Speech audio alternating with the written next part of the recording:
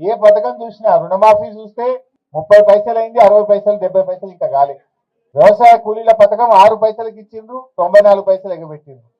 రైతు భరోసా చూస్తే వానకాలం ఎగ్గొట్టిండ్రు, యాసంగికి కూడా 6,000 ఇస్తామంటున్నారు.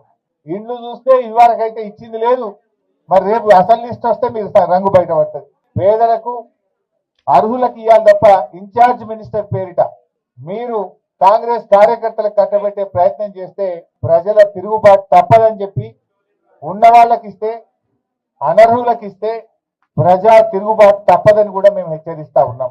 అదేవిధంగా రేషన్ కార్డులు కూడా వెంటనే ఇన్కమ్ లిమిట్లను పెంచి పట్టణ ప్రాంతాల్లో, గ్రామీణ ప్రాంతాల్లో ఆనాడు కేసీఆర్ గారు పెంచారు, ఇప్పుడు మీరు కూడా పెంచి అర్హులందరికీ కూడా రేషన్ కార్డులు ఇవ్వాలని కూడా కోరుతా ఉన్నాం.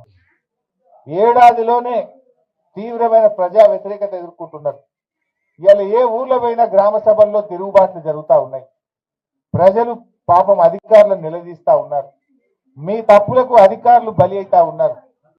రేషన్ కార్డులకు లిమిట్లు పెంచి గ్రామీణ ప్రాంతంలో, పట్టణ ప్రాంతంలో ఇన్కమ్ లిమిట్ పెంచి అర్హులందరికీ రేషన్ కార్డులు అందించాలని, ఎస్సీ ఎస్టీలకు గృహ నిర్మాణ పథకంలో కాంగ్రెస్ పార్టీ మేనిఫెస్టోలో చెప్పిన ప్రకారంగా 6 లక్షలు ఇవ్వాలని చెప్పి మేము డిమాండ్ చేస్తున్నాం.